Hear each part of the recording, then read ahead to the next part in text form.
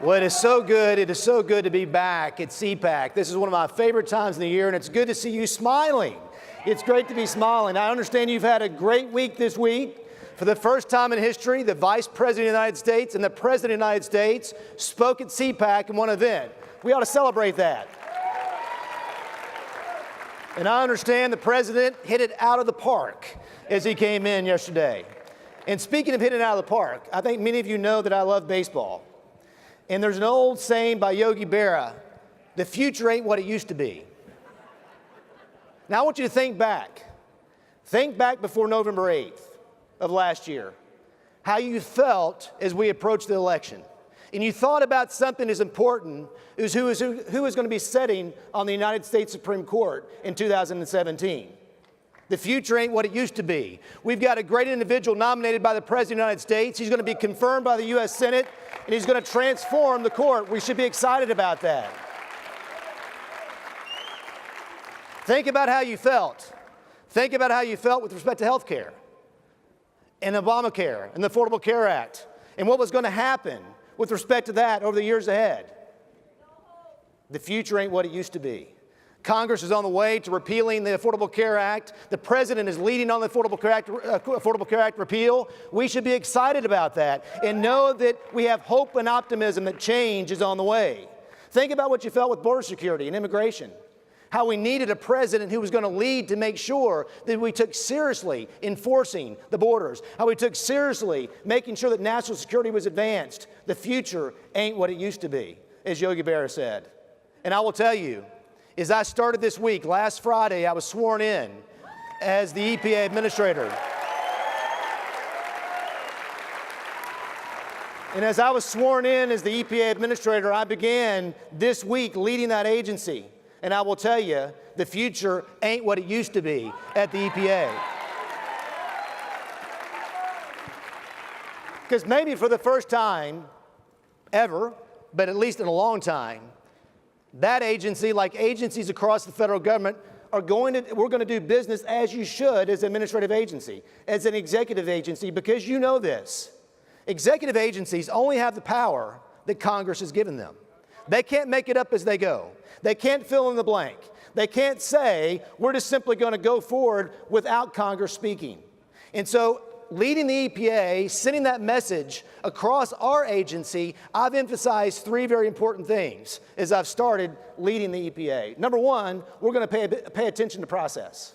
Rulemaking matters. We're not going to have sue and settle. We're not going to have consent decrees. We're not going to lead that agency in a way that regulation through litigation. We're not going to bypass rulemaking. We're going to do the work that Congress has said that we must do to advance those issues. So process matters.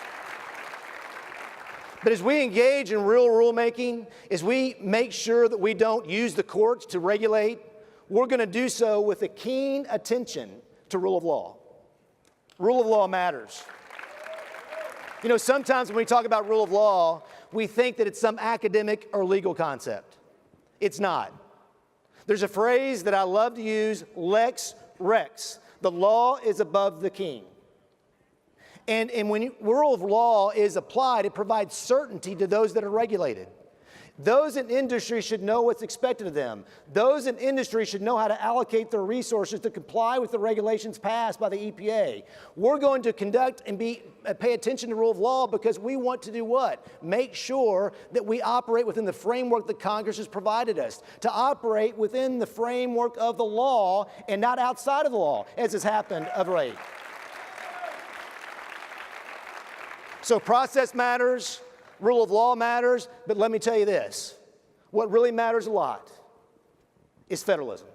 We're going to once again pay attention to the states across this country. I believe that people in Oklahoma, in Texas, in Indiana, in Ohio, in New York, in California, and all the states across the country, they care about the air they breathe and they care about the water they drink, and we're going to be partners with those individuals, not adversaries. The EPA is going to be a partner to make sure that we advance environmental issues and restore the notion of federalism that's insistent in our environmental statutes. So process, rule of law, and cooperative federalism, that's going to be the heart of how we do business at the EPA.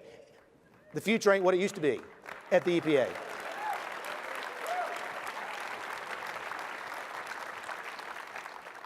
as we look forward to the next 4 years, I think what we should do at this point is recognize that we should have hope and optimism. That we're going to go out and see a trajectory, a new day of freedom. You know, there are certain times in history when you're living them, you know that the time that you're living is not just going to impact the immediate generation, but generations in the future. And we can look back over the past, and we know those times. Obviously, the time during World War II was a very important time that impacted generations and decades. 1980 was one of those. And we know the Reagan Revolution brought about substantial change for this country and set us on a course toward freedom. I will tell you, 2017 is a time that is going to set the trajectory of history into the future. We're going to restore power back to the people. We're going to recognize that regulatory uncertainty in the regulatory state needs to be reined in. We're going to make sure that the states are recognized with the authority they have, and we're going to do the work that's important to advance freedom and liberty for the future. It's an exciting time. So I hope as we close this time at CPAC, that as we leave here, we have much work to do. I have a lot to say grace over at my agency. There's lots of changes that need to take place to restore a commitment to rule of law and process and federalism, but we've already begun. And as you go out into the rest of the country, know this, that the folks in Washington, D.C. have a new attitude. It's an attitude that no longer is, we're going to dictate to those across the country and tell them how to live each and every day. It's an attitude that says we're going to empower citizens and the states. It's an idea of federalism and believing in liberty. We're not going to have managed liberty anymore. We're going to believe in the Constitution and do the work that is provided here in Washington, D.C. I look forward to coming and seeing you in the States as we make these changes, as we deal with waters of the United States, as we deal with the Clean Power Plan, as we roll back the regulatory state. We're not going to just do that from Washington, D.C. We're going to come to Ohio and Pennsylvania and all across the country and celebrate with you as we make those changes. I look forward to seeing you. I look forward to partnering with you. And I look forward to a prosperous and exciting next 4 years. God bless you.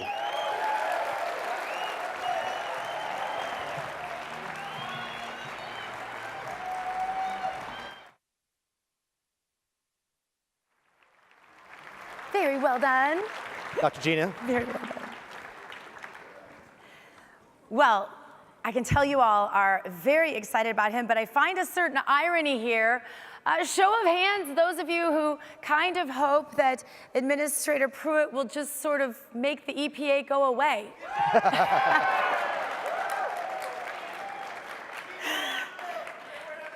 How does it feel to be here today with pretty much everyone hoping that the very agency you are running is going to go away, literally? Well, it's justified. I think as we look over the last several years, the agency that I'm tasked to lead at this point has been used by the previous administration to truly impact our country in ways that we never could have imagined 8 years ago. Jobs have been impacted.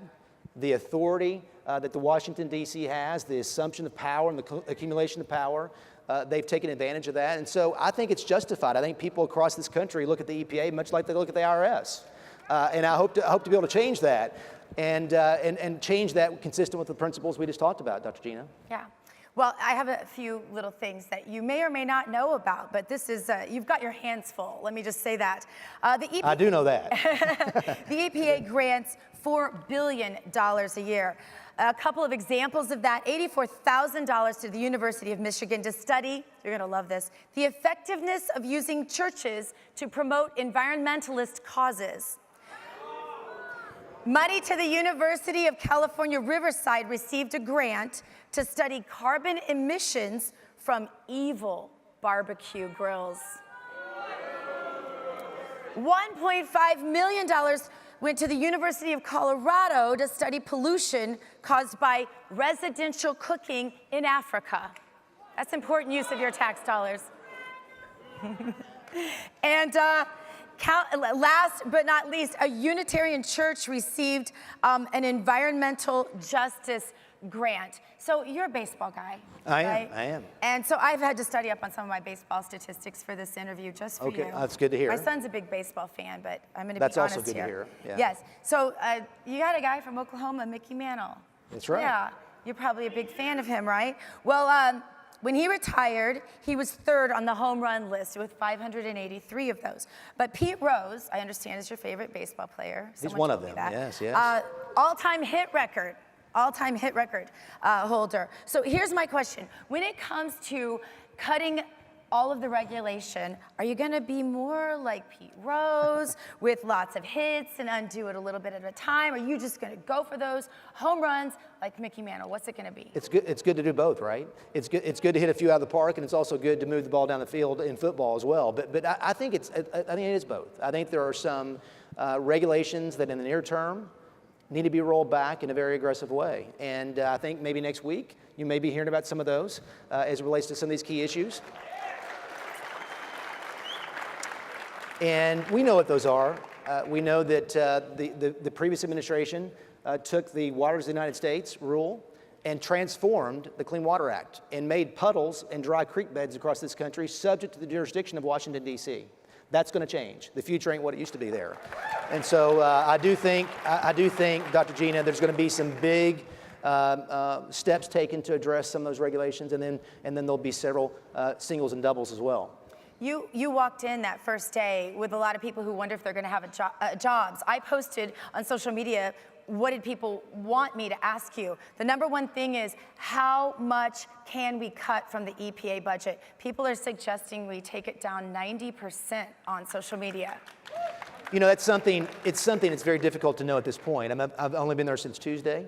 So it's something we've got to figure out as far as how we're going to do business in the future. I think in the near term, the most important thing that we can focus upon at the EPA is getting the law right. Making sure that the regulations that are posted and adopted by that agency are consistent with the rule of law and consistent with congressional mandate, and then roll back those that are inconsistent from the previous administration. So I think that's the work in the near term. Mm-hmm. I think long-term, asking the question on how that agency partners with the states and how that affects the budget, how it affects the structure, is something we'll work on very diligently. The issue of climate change on the other side is that you guys can clap for that answer, yes. I can't for the life of me see where my time is. If someone could just point it to me.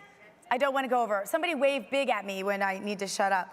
I want to ask you this because the issue of climate change is brought up over and over again. You've been grilled on this mercilessly, but that's quite a process, by the way. That Senator confirmation process is quite a process. Well, I don't recommend it to anyone. I've been trying to forget that process, for the last 2 or 3 weeks. But anyway. Yeah. Well, one thing you said, I love this quote. You said, if it is possible to minimize the rises of climate change, then is also the same exaggeration should go for, if people are overestimating the problems of climate change. But you also said this: the climate is changing, and human activity contributes to that in some manner. What is that manner? Well, we don't know, and that's the difficulty with this issue, because to measure with precision that impact is something that is very difficult to do. But let's not forget something. Are the tools in the toolbox. I think the last several years, the focus has been on whether the climate is changing, whether humans are contributing to it, and the scientific review of that. But there's a whole other part of the question, the equation that's not being asked. If it is happening, what can Congress and what can the administrative state do about it? If the tools aren't in the toolbox, if Congress hasn't spoken on the issue, agencies just can't make it up. They can't just say, we're just going to go forward irrespective of whether Congress has spoken. Remember, administrative agencies like EPA, they're in the executive branch. They exist to enforce the law, as passed by whom? Congress, the legislative branch. And so if Congress has not spoken, the executive branch just can't go forward. And so I think the debate here is about process. It's about rule of law. It's about making sure that agencies across the federal government are empowered to do the things that they're seeking to do historically. Mm-hmm. And so, yes, go ahead and clap. Sorry. They always want to cheer for you. This is great. So top priorities as you're really looking at, like, what you just love to tackle first. President Trump has his 100-day plan. That's right. What's yours? Regulatory certainty. I mean, when you look at tax and fiscal policy in this country, very, very important to our economic growth, no doubt. But if you ask most business owners, over the last several years what has been the greatest impediment to their ability to grow their business, whether it's the finance sector, healthcare, energy, it's what? Regulatory uncertainty. It's agencies making it up as they go. It's agencies acting in a way that says, the statute says one thing, but we're going to do exactly the opposite. That cannot continue. We have to send a message across the country. We have to send a message across the country that we're going to provide certainty by living within the framework that Congress has passed. And so we're going to see regulations roll back that aren't consistent with that, Dr. Gina. WOTUS, Clean Power Plan, the methane rule. There are several. We've got plenty to say grace over. Yeah, exactly. I love that. So you described a little bit about what it was like to walk in that first day and have people, whatever. You were controversial. I mean, I said to you, this is a homecoming here at CPAC. He's been here forever, and we all love him here. But that same love is flipped exactly on its head in certain other audiences, right? So tell them a little bit about what you shared with me about your optimism, really, of the people that you have to work with. Well, one of the things that I really wanted to try to establish day one is share a little bit about who I am as a person and how I lead. And I really believe that as a leader, whether you're leading the EPA or a business, you've got to listen and learn, and then you've got to make decisions. And so I wanted to send a message to those in the agency. There's some very important things that the EPA does for this country. There are air quality issues and water quality issues that cross state line. We have over 1,300 Superfund sites across the country. Those are sites that have been put on a national priority list, like the one in Portland, Oregon, that literally have been, the communities there have had water issues with respect to the Hanover nuclear facility for 3 or more decades. It hasn't been cleaned up. The EPA hasn't cleaned it up. And so there's some very important work to protect and provide leadership in the environmental space. But what's happened over the last several years is the previous administration was so focused on climate change and so focused on CO2 that some of those other priorities were left behind. How to clean up those communities, we as Republicans don't have anything to be apologetic about with respect to the environment. Nothing. We have always believed that you can grow jobs, grow an economy, while also doing what? Being a good steward of the environment. That's what we're tasked to do, and we can do both.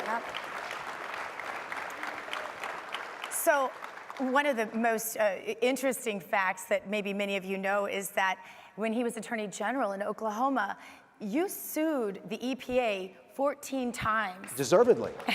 I believe it. But have you had a lot of questions about that from the people that you're working with now? I have, and it came up in the Senate confirmation hearing a few times. But as it came up, ask yourself this. Why would the state of Oklahoma, the state of Texas, the state of West Virginia, or any other state in the country sue the EPA?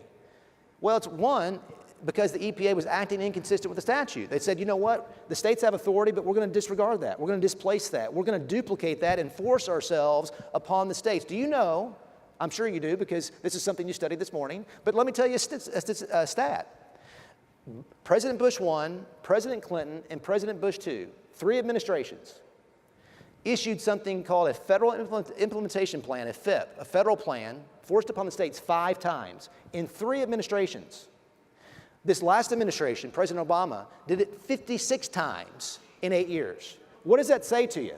It says this, that the previous administration saw the states as a mere vessel of federal will, did not respect the 9th and 10th Amendment, did not respect Congress, did not respect the statute, did not respect the rule of law. So when you do that, what happens? You get sued. And we not only sued, we won. We stopped the Clean Power Plan. We stopped WOTUS. And guess what that means? Guess what that means now? This president, who is leading with great decisiveness, who is expressing great action, is saying, we're going to fix that. And I'm so thankful that I've got that kind of leader in the White House so we can go to the EPA to get all those things fixed now. And we should celebrate that. So exciting. Yeah. Really so exciting. When all is said and done, and this journey has come to an end for you in terms of this job, what do you want it to look like? What do you want that legacy to be? I mean, everything is, there are a lot of factors that will play into that, and I understand that some of that may be fluid. But right now, when you visualize what your accomplishment will look like, what do you want them to have said about you? I really want, this previous panel that you just heard, as far as the younger generation, the millennials, they've bought an argument and a narrative that says that we cannot be pro-energy and pro-environment. And we can. We can as a nation, we always have been. And I think that when we have a mutually exclusive kind of approach, that if you're pro-environment, you're anti-energy, and if you're pro-energy, you're anti-environment, what that means is that we've put on jerseys. You know, that we've been used to serve political ends. We as a nation are better than that. We do it better than anybody in the world as far as growing an economy and being a good steward of the environment. So I hope, whenever the day comes that I leave the EPA, I hope that the people in this country recognize that we've accomplished that we're better than China, that we're better than India, that we're better than developing nations across the globe, because we do both. We grow jobs, we see jobs in West Virginia and Ohio and Pennsylvania, and we also take care of our water, and we also take care of our air, and we take care of the future for our children. That's what I believe needs to happen. You know, you make such a great point. You make such a great point that a lot of this is, honestly, this is messaging. Like, your greatest battle is really of a marketing nature in some ways, because getting popular opinion to go along to match up with the policy and the regulation that you want to change, that's messaging. So how can the people here at CPAC help you take that message to their peers, their work environment, their schools, as they go back out in the real world after the safe space of CPAC? I don't know. Well, I think that another key term and a key word for me is trust. You know, there's distrust right now that exists between the states and Washington, D.C. as it relates to the EPA and the environment. We need to do what we can to restore trust. And so we're actually going to dedicate resources, Gina, to go out across the country. I'm going to be spending time in West Virginia and Ohio and states with governors and their respective executive departments there. And I'm going to send a message. Let's join arm in arm to do what's important for the environment. Let's restore trust, and let's recognize and understand that you in those states believe in clean air and clean water. And I really believe at the end of 8 years, we're going to have better air quality. We're going to have better water quality, because it will be vested in what? A partnership. A partnership that exists constitutionally and exists legally, and I hope in messaging as well. And all that's very measurable. Yes, very measurable. And that's the exciting part. It is. So we have a lot to look forward to with you. The future ain't what it used to be. That's right. Yeah. Congratulations. Thank you. Thank you. Thank you so much. Thank you.